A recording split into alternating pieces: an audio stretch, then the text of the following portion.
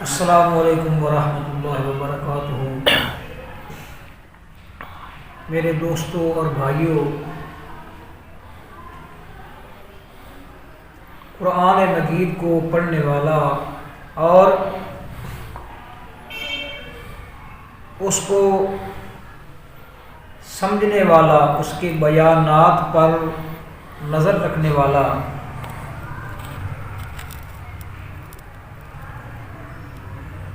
اور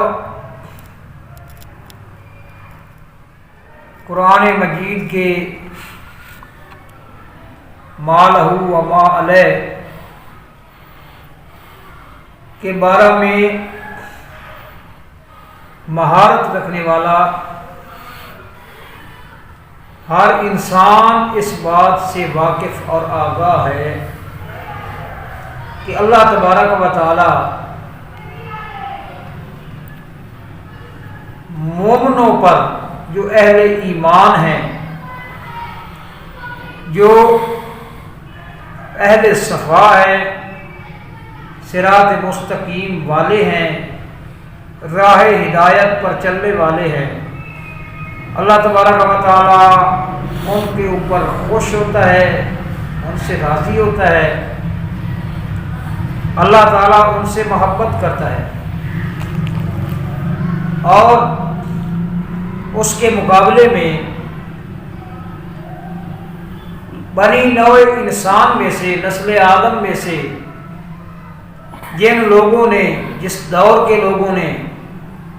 دوسرا راستہ اختیار کیا ہے، شیطان والا، اللہ کی ناراضگی والا، اللہ کے غضب والا، تو اللہ تبارک و تعالیٰ ان پر ناراض ہوتا ہے۔ یہ اللہ تبارک و تعالیٰ کی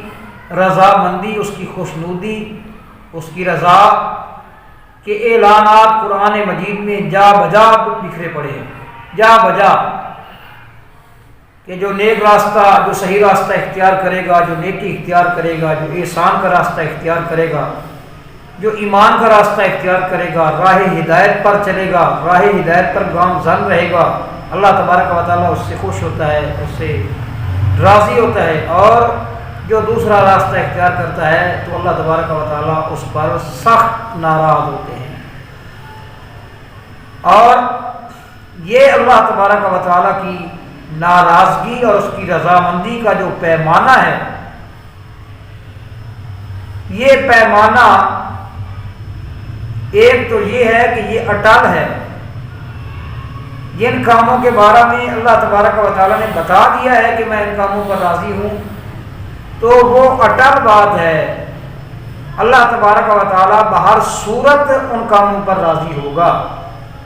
اور جن کاموں کے بارے میں اللہ نے بتا دیا ہے کہ میں ان کاموں پر ناراض ہوں، اور ان کاموں کی وجہ سے میں نے قوموں کو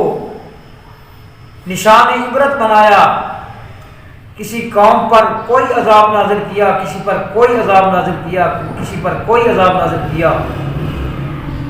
تو وہ بہر صورت ان کاموں پر اللہ تبارک و تعالیٰ کی ناراضگی لازم آتی ہے، اور اللہ تعالیٰ ان کاموں پر ناراض ہوتا ہے۔ اور دوسری بات یہ ہے کہ اللہ تعالیٰ کی رضامندی اور اس کی ناراضگی کا یہ جو پیمانہ ہے، اس پیمانے کے عین مطابق اور اس پیمانے کی روشنی میں اس کا ایک منظر جو ہے وہ اللہ کے نبی صلی اللہ تعالیٰ علیہ وسلم کے فرامین اور آپ کے ارشادات کی روشنی میں اس کا ایک منظر موت کے وقت، جب کسی انسان پر موت آتی ہے اور جب اس کی روح اس کے جسم سے جدا ہوتی ہے، اس کا ایک منظر، وہ جو مرنے والے ہوتے ہیں، جو وفات پاتے ہیں لوگ، وہ وفات کے وقت ایک منظر دیکھتے ہیں، اور وہ منظر اللہ کے رسول صلی اللہ علیہ وسلم نے بھی بیان کیا ہے۔ جب کوئی ایسا بندہ فوت ہوتا ہے کہ جس پر اللہ تبارک و تعالی راضی ہوتے ہیں، تو اس کی جو موت کا احوال ہے، اس کی موت کا جو منظر ہے وہ کس طرح کا ہوتا ہے، اور کافر کی موت کا منظر کس طرح ہوتا ہے،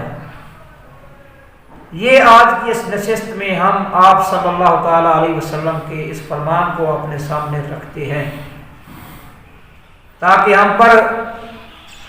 یہ واضح ہو جائے۔ اگر ہم یہ چیز بھول چکے ہیں تو ہمیں دوبارہ یاد آ جائے، اور ہم میں سے جو غافل ہو چکے ہیں، سستی اور کاہلی کا شکار ہو چکے ہیں، وہ اپنے آپ کو سمیٹ لیں، سنبھال لیں، اور وہ اپنے آپ کو اس صورتحال کے لیے جو صورتحال موت کے وقت پیش آتی ہے، اور اس صورتحال کا وہ حصہ کہ جس حصے کے ساتھ اللہ تبارک و تعالیٰ کی جو رضامندی ہے، اس کی خوشنودی اس حصے کے ساتھ وابستہ ہے، وہ اپنے آپ کو اس حصے کے لیے تیار کر لے، اپنی وہ تیاری اس طرح کی بنا لے، وہ کام اس طرح کے کیا کرے، اور وہ اپنے آپ کو پوری طرح محتاط کر لے، اور وہ منظر جو اس وقت پیش آنا ہے، اس منظر میں سے جس حصے کے ساتھ اللہ کی رضامندی وابستہ ہے، اس حصے کے ساتھ اپنے آپ کو وہ جوڑ لے۔ تو یہ حضرت ابو ہریرہ رضی اللہ تعالی عنہ کی بیان کردہ روایت ہے جو ہم آپ کے سامنے اس وقت بیان کر رہے ہیں۔ حضرت امام نسائی رحمہ اللہ یہ اس قسم کی اس مضمون کی جو ہے نا وہ مختلف روایات، کافی روایات لے کر آئے ہیں، ان میں سے ایک روایت ہم آپ کے سامنے اس وقت پیش کر رہے ہیں۔ وہ فرماتے ہیں اذا حضر المؤمن اتته ملائکۃ الرحمت بحریرۃ بیضاء، جب کسی مومن کی موت کا وقت آتا ہے تو اس میں تو کوئی ابہام نہیں، کوئی شک نہیں کہ موت مومن کی ہو یا کافر کی ہو یا فاسق کی ہو یا فاجر کی ہو، جس کی بھی موت ہو تو فرشتوں کی ایک جماعت آسمان سے نازل ہوتی ہے، جو ملک الموت ہے، ملک الموت کے نمائندے ہر مرنے والے کے پاس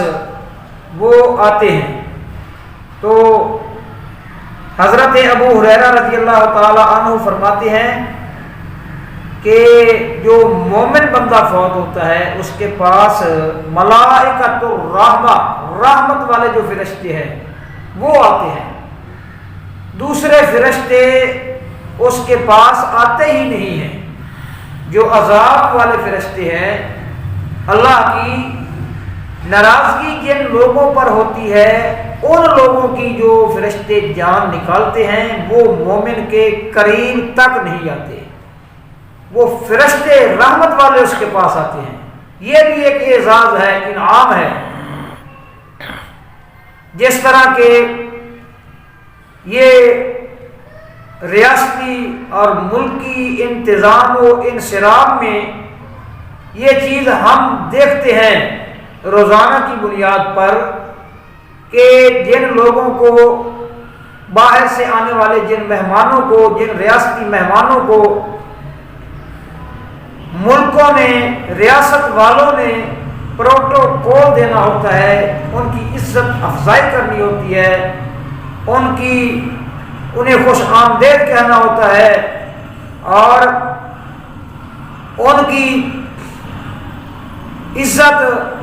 اور ان کی تکریم کرنی ہوتی ہے، تو ان کے لیے انہوں نے انتظامات کیے ہوتے ہیں، استقبال کرتے ہیں، ان کے لیے انہوں نے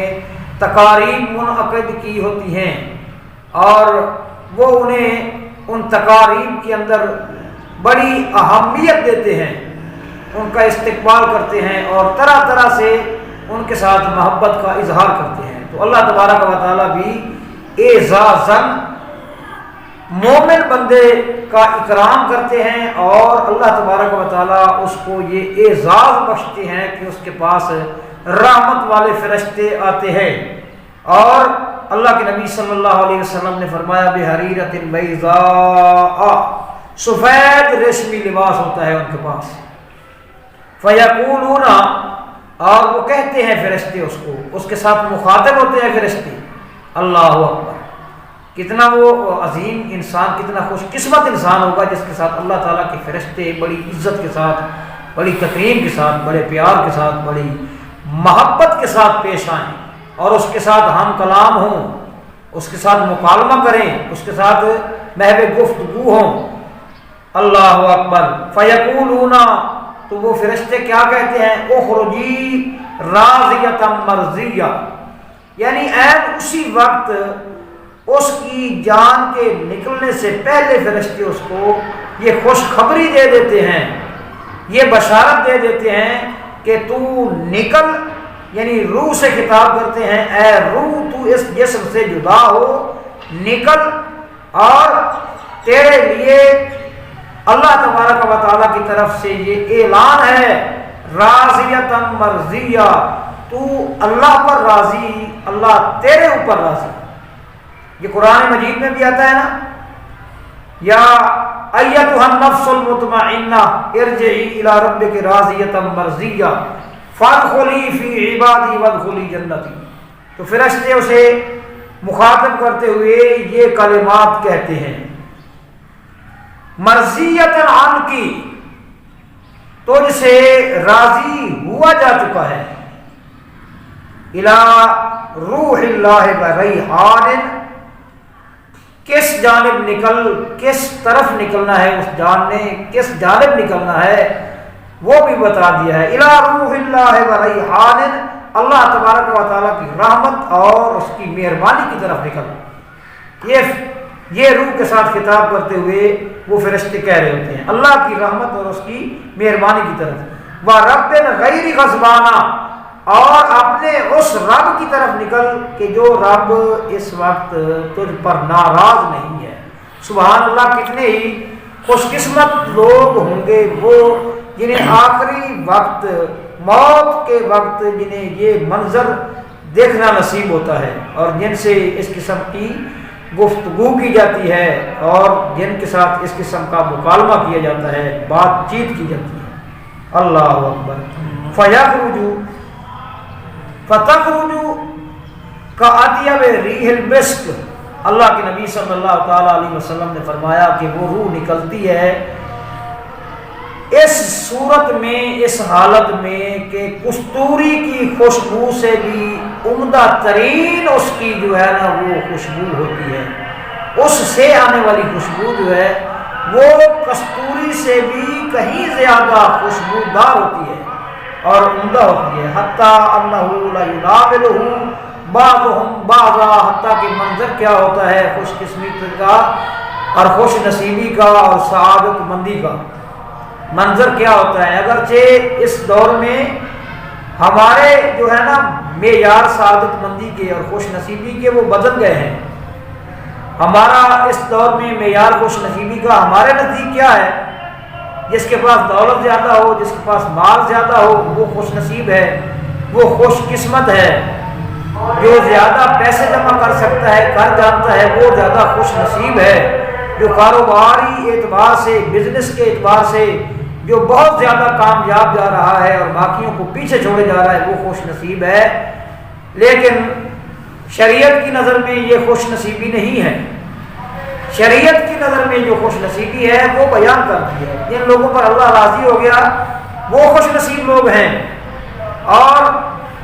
جن پر اللہ تعالیٰ ناراض ہو گیا بے شک ان کے پاس دولتوں کے ڈھیر پڑے ہوں، سونے اور چاندی کے ڈھیر پڑے ہوں تو وہ خوش نصیب نہیں ہیں، پرلے درجے کے بدبخت لوگ ہیں۔ ہم نے سب یہ سمجھ رکھا ہے کہ جو زیادہ کھا لیتا ہے، زیادہ کما لیتا ہے، زیادہ کھا لیتا ہے، زیادہ اکٹھا کر لیتا ہے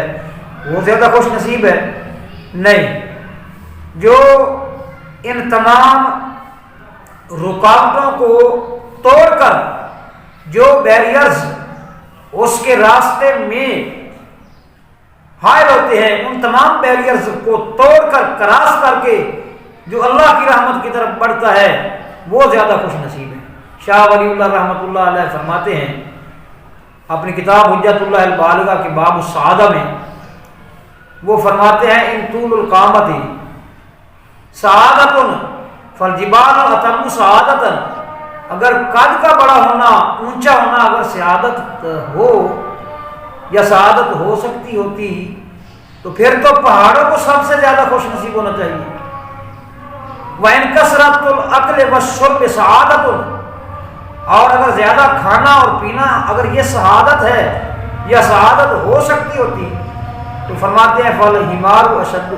سَعَادَةً، تو پھر تو گدھا سب سے زیادہ خوش نصیب ہے، کیونکہ وہ زیادہ کھاتا ہے اور پیتا ہے۔ زیادہ کھانا پینا سعادت نہیں ہے، زیادہ پیسے جمع کرنا سعادت نہیں ہے، لمبا ہونا، خوبصورت ہونا یہ سعادت نہیں ہے۔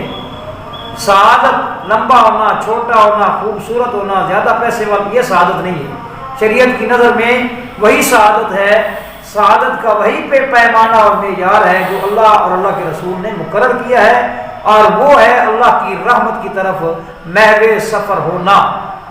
اللہ وحدہ لا شریک کی رحمت کو حاصل کرنا، وہ سعادت ہے۔ اللہ کے نبی صلی اللہ تعالیٰ علیہ وسلم فرماتے ہیں منظر کیا پیش آتا ہے، لا ينابلہ بعضهم بعضا، جس وقت وہ روح نکل جاتی ہے نا جسم سے تو جو فرشتے آئے ہوتے ہیں اس روح کو لینے کے لیے، ان میں سے وہ فرشتے جو ہیں نا وہ اس کو حاصل کرنے کی کوشش کرتے ہیں، ہاتھوں ہاتھ لینے کی کوشش کرتے ہیں۔ بعض فرشتوں کی یہ خواہش ہوتی ہے کہ اس روح سعید کو ہم لے کر جائیں، اور دوسرے فرشتوں کی کوشش ہوتی ہے کہ اسے ہم لے کر جائیں۔ اللہ اکبر، یعنی وہ آپس میں اس طرح کی مسابقت کرتے ہیں، ان میں سے ہر ایک گروہ کی یہ خواہش ہوتی ہے کہ ہم اس کو لے کر جائیں۔ پھر کیا ہوتا ہے حتیٰ یاتون بہ باب السماء، حتیٰ کہ اس کو آسمان کے دروازے تک وہ لے کر پہنچتے ہیں۔ فیقولون ما اطیب هذه الريح التي جاءتكم من الارض، تو اللہ کے نبی صلی اللہ علیہ وسلم نے فرمایا جب وہ آسمان کے دروازے پر پہنچتے ہیں تو آسمان والے فرشتے کہتے ہیں کس قدر ہی عمدہ اور خوشبودار روح ہے جو کہ تم لے کر آئے ہو آسمان سے۔ فیاتون بہ ارواح المؤمنین، تو پھر وہ فرشتے مومنوں کی روحوں کے پاس اس روح کو لے کر جاتے ہیں۔ فَلَهُمْ أَشَدُّ فَرْحًا بِهِ مِنْ أَحَدِكُمْ بِغَائِبِهِ يَقْدَمُ عَلَيْهِ، آپ علیہ السلام نے فرمایا تو مومنوں کی روحوں کو اتنی خوشی ہوتی ہے اس روح کے جانے کی کہ اتنی خوشی تمہیں اپنے بچھڑے ہوئے ساتھی کے مل جانے کی نہیں ہوتی جب وہ تمہارے ساتھ آ ملتا ہے، جتنی خوشی مومنوں کو اس روح کے وہاں پہنچنے کی ہوتی ہے۔ اللہ اکبر۔ اور آپ صلی اللہ تعالیٰ علیہ وسلم نے فرمایا فَيَسْأَلُونَهُ، تو وہ روحیں جو ہے نا جہاں مومن کی روح پہنچتی ہے جسم سے جدا ہونے کے بعد، وہ روحیں اس سے سوال کرتی ہیں آپس میں، یعنی کہ یہ جو جانے والی روح ہوتی ہے اور وہاں پہلے جو موجود ہوتے ہیں وہ آپس میں مکالمہ کرتے ہیں، گفتگو کرتے ہیں۔ پہلے تو اس کا مکالمہ ہوتا ہے فرشتوں کے ساتھ، پھر یہ مکالمہ مومنوں کا آپس میں ہوتا ہے، یعنی مومنوں کی روحوں کا آپس میں ہوتا ہے۔ تو وہ سوال کرتے ہیں اس سے ماذا فعل فلان، وہ فلاں آدمی کا کیا بنا، ماذا فعل فلان، فلاں نے کیا کیا، اس کا کیا بنا۔ فیقولون دعوہ، تو یہ جو جانے والی روح ہوتی ہیں یہ ان کو کہتی ہیں، جو پہلے سے موجود ہوتی ہیں روحیں ان کو کہتی ہیں چھوڑ دو اسے، اس کا ذکر نہ کرو، اس کا نام نہ لو۔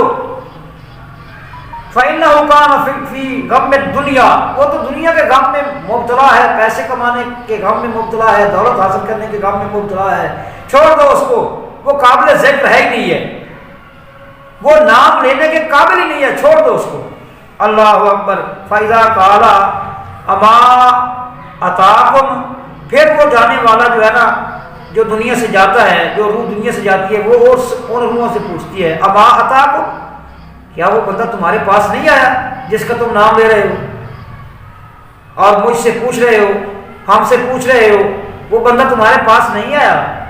قالوا، تو پھر وہ جواب دیتے ہیں جو پہلے موجود ہوتے ہیں نا وہاں، اور پہلے جو روحیں وہاں موجود ہوتی ہیں، تو وہ اس سوال سے سمجھ جاتی ہیں، انہیں معلوم ہو جاتا ہے کہ وہ دنیا سے آ چکا ہے لیکن وہ ہمارے اندر شامل نہیں ہوا، ہمارے پاس نہیں پہنچا۔ تو اس کا مطلب ہے معاذ اللہ تعالیٰ پناہ دے، اللہ تعالیٰ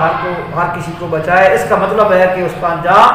دوسرا ہو گیا ہے اور وہ دوسری طرف چلا گیا ہے۔ تو وہ کہتے ہیں ذُهِبَ بِهِ إِلَىٰ أُمِّهِ حَاوِيَةٍ،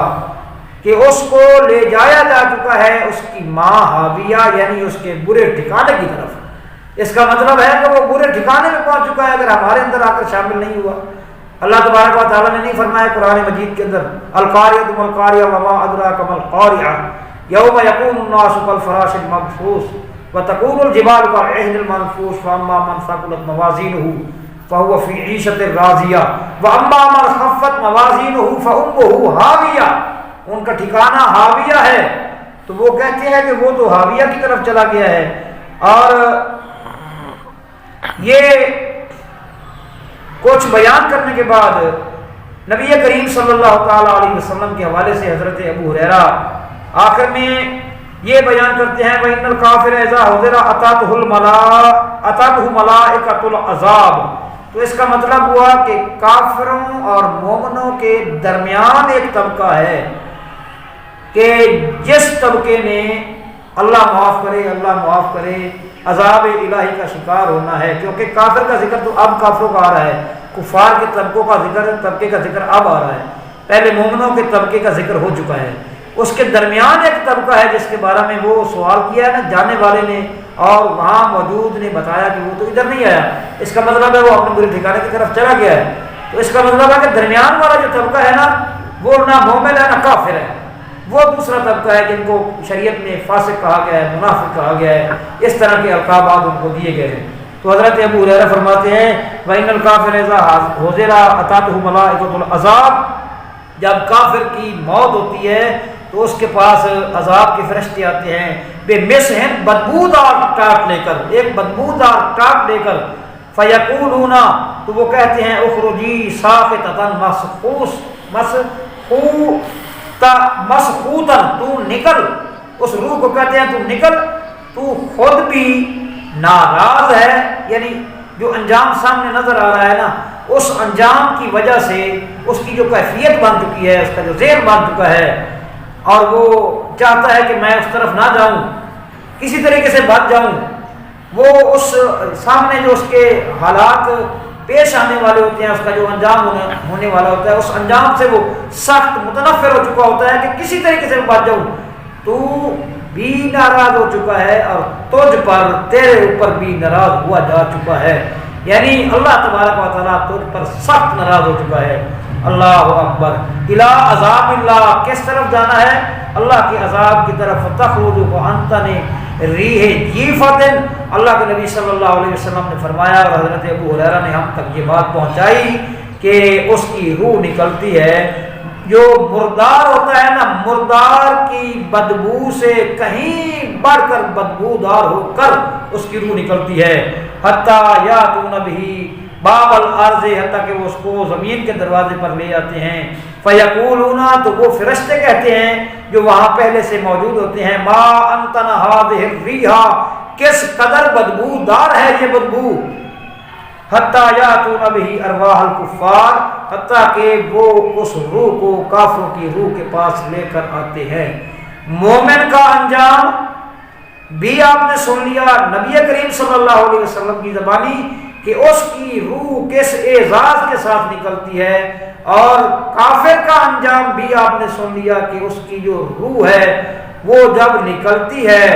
تو وہ روح کس قدر نفرت کی حالت نفرت میں نکلتی ہے، اور اس کا انجام کتنا برا ہوتا ہے۔ اور ان دونوں طبقوں کے درمیان ایک طبقہ ہے کہ جس طبقے کا ٹھکانہ جو ہے وہ وہی ٹھکانہ ہے جو کفار کا ٹھکانہ ہے۔ اللہ تبارک و تعالیٰ سے دعا ہے کہ اللہ تبارک و تعالیٰ ہمیں اس طبقے کے ساتھ ہمارا تعلق بنائے اور ہمیں اس طریقے سے موت آئے جس کے بارے میں اللہ کے نبی نے فرمایا کہ فرشتے رحمت کے آتے ہیں، ان کے پاس جو ہے نا وہ خوشبودار ریشمی لباس ہوتا ہے اور وہ اس کو خوشخبریاں دے رہے ہوتے ہیں۔ آج کی اس گفتگو کا جو ہے نا وہ موضوع اور عنوان ہوا مومن اور کافر کا انجام۔ اللہ تعالیٰ سمجھنے کی توفیق دے۔